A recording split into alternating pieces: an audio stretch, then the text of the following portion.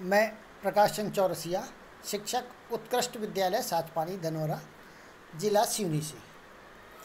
आज हम हिंदी व्याकरण के अंतर्गत शब्द गुण, जिसे हम काव्य गुण भी कहते हैं, काव्य गुण के बारे में पढ़ेंगे। इसके पहले के वीडियो में हमने शब्द शक्ति के बारे में देखा था। अब शब्द गुण, हिंदी व्याकरण में शब्द गुण का बहुत महत्वपूर्ण स्थान है और इसके साथ साथ प्रतियोगी परीक्षाओं में भी शब्द गुण के संबंध में कई बार प्रश्न आते हैं। तो आइए अब हम देखें शब्द गुण। शब्द गुण जिसे हम काव्य गुण भी कहते हैं।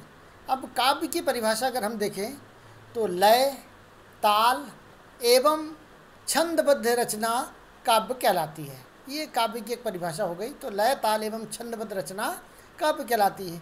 वहीं गुण की बात अगर हम करें तो आचार्य बामन के अनुसार शब्द और अर्थ के शोभा कारक धर्म को गुण कहते हैं। अर्थात शब्द और अर्थ का जो शोभा कारक गुण होता है वही गुण कहलाता है। अब गुण के अगर प्रकार की हम बात करें तो गुण के प्रकार के संबंध में आचार्य दंडी, भरत मुनि ने और 10 गुण बताए हैं। वहीं भोज ने 24 काव्य गुणों की बात कही है। अगर आगे हम देखें तो अगर देव की बात करें तो उन्होंने भरत मुनि दंडी के 10 गुण और अपने स्वयं के 2 गुण और जोड़े। इस तरह उन्होंने देव ने 12 गुण बताए हैं।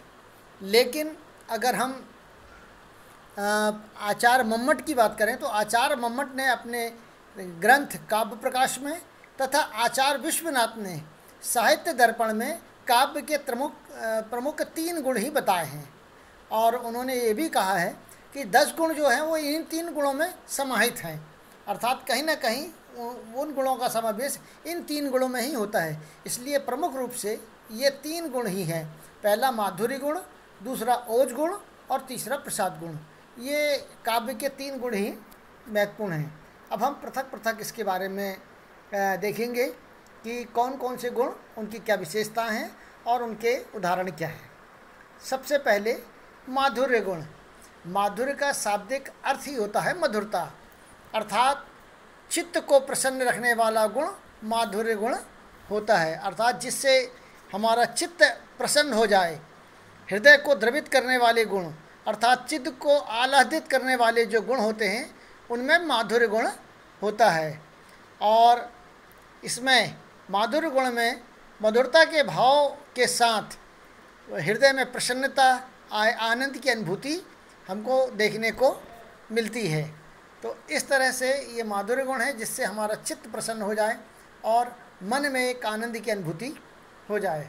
अब इसकी प्रमुख विशेषता अगर हम देखें तो माधुर्य गुण जो है वह है श्रृंगार रस में, करुण रस में एवं शांत रस में विशेष रूप से पाया जाता है। तो श्रृंगार रस में तो विशेष रूप से पाया जाता है क्योंकि श्रृंगार की जब बातें होती हैं तब हमारे मन में एक आह्लाद का वातावरण बन जाता है, एक प्रसन्नता का वातावरण बन जाता है। इसके साथ साथ करुण और शांत रस में भी यह गुण पाया जाता है। अब माधुर्य गुण की ये दूसरी प्रमुख विशेषता है टा वर्ग। टा वर्ग से आशय टा, ठा, डा, ढा, ड़ा, ये जो कठोर वर्ण माने जाते हैं इनका प्रयोग इसमें वर्जित होता है। अर्थात रचना में टा वर्ग के जो वर्ण होते हैं इनका प्रयोग वर्जित होता है क्योंकि ये कठोर वर्ण माने गए हैं और जहाँ मधुरता की बात हो वहाँ कठोर वर्ण का उपयोग वर्जित रहता है। इसलिए ये कठोर वर्ण इसमें वर्जित है। तीसरी प्रमुख विशेषता है कोमल कांत वर्ण।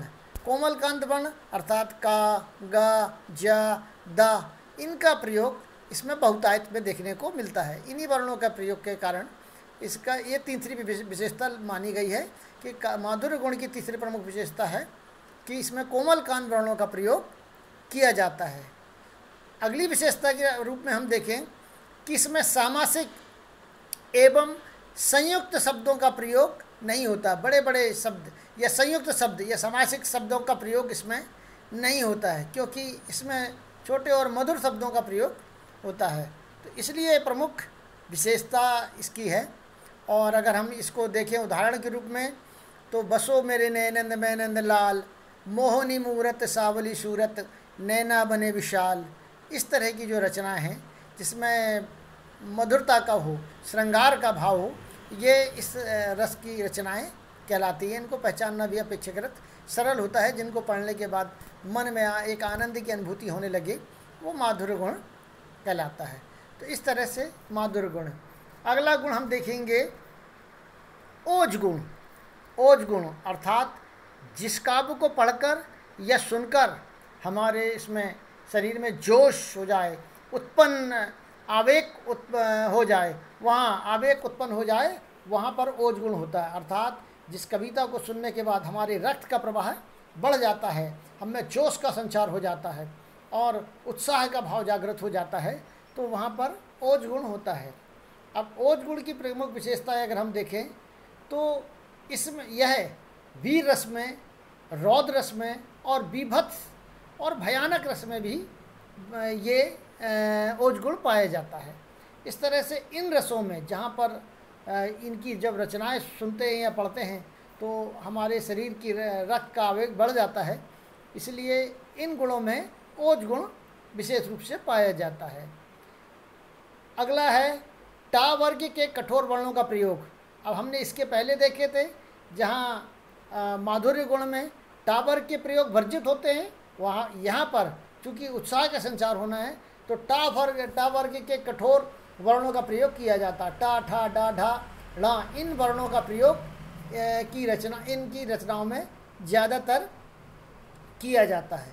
अर्थात अगर हम इसको ये देखें कि जो माधुर्य गुण में होता है वो उसके बिल्कुल विपरीत ओज गुण में हमको देखने को मिलता है।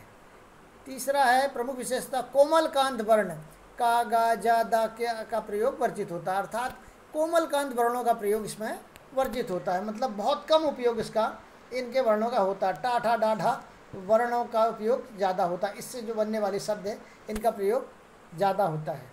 इसके साथ साथ चौथा देखें, इसमें सामासिक एवं संयुक्त शब्दों का प्रयोग ज़्यादा होता है। अर्थात माधुर्य गुण में इनका प्रयोग कम होता है तो सामासिक और संयुक्त शब्दों का प्रयोग ओज गुण में हमको ज़्यादा देखने को मिलता है। अब इसके उदाहरण के रूप में अगर हम देखें तो उदाहरण में प्रमुख रूप से माखनलाल चतुर्वेदी की जो प्रमुख रचना है अमर राष्ट्र, उससे ली गई ये पंक्तियाँ हैं कि अमर राष्ट्र उद्दंड राष्ट्र उन्मुक्त राष्ट्र, यह मेरी बोली, यह सुधार समझौते वाली, मुझको भाती नहीं ठिठोली।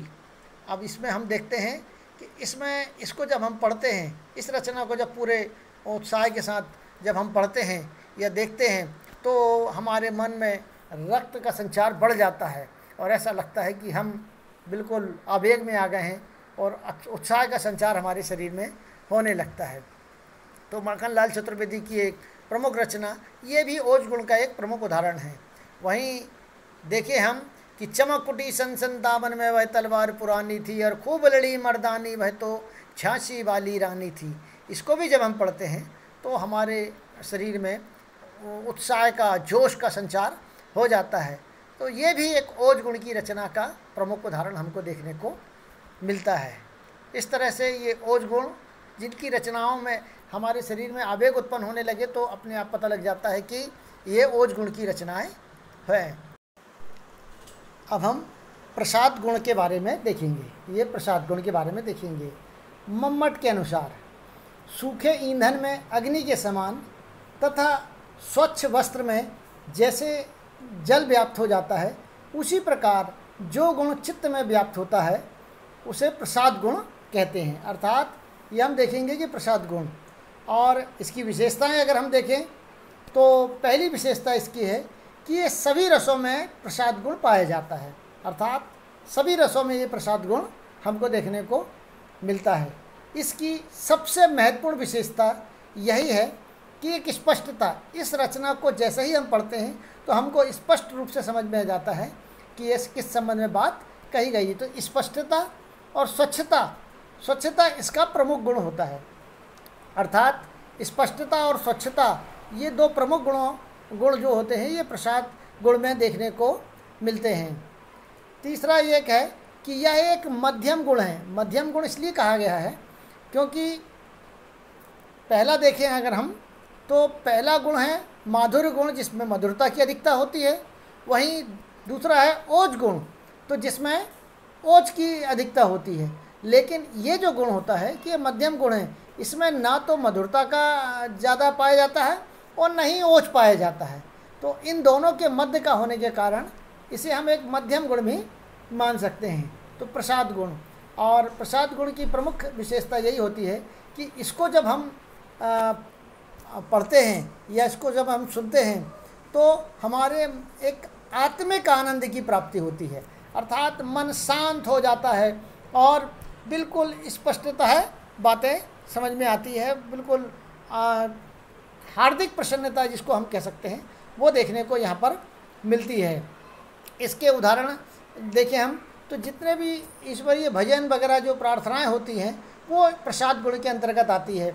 जैसे ये प्रार्थना हम देख लें कि हे प्रभु आनंद दाता ज्ञान हमको दीजिए, शीघ्र सारे दुर्गुणों को दूर हमसे कीजिए, लीजिए हमको शरण में हम सदाचारी बने, ब्रह्मचारी धर्म रक्षा वीर व्रतधारी बने, या नारी लिखा है व्रतधारी बने।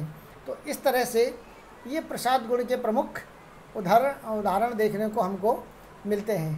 तो इस तरह से आज हमने जो शब्द गुण या जिसे काव्य गुण भी कहा जाता है कि उसके बारे में देखा, और काव्य गुण के अंतर्गत जो 3 प्रमुख इसके गुण हैं तो माधुर्य गुण, ओज गुण और प्रसाद गुण, तीनों के बारे में हमने देखा। परीक्षा के दृष्टिकोण से भी ये अत्यंत महत्वपूर्ण होता है। इसके साथ साथ अन्य जब हम विषयों का अध्ययन करते हैं या किसी का अर्थ लिखते हैं तब भी गुणों के बारे में पूछा जाता है कि यह रचना कौन से गुणों पर आधारित है। तो वहाँ पर यदि हमको ये अच्छे से समझ में आ गया तो हम वहाँ पर उसको पहचान कर लिख सकते हैं। धन्यवाद। यदि आपको ये पसंद आया हो तो इसे लाइक करिएगा और सब्सक्राइब करिएगा ताकि अगले वीडियोस जो आने वाले हैं महत्वपूर्ण विषयों के वो आपको शीघ्रता से तुरंत प्राप्त हो सकें। धन्यवाद।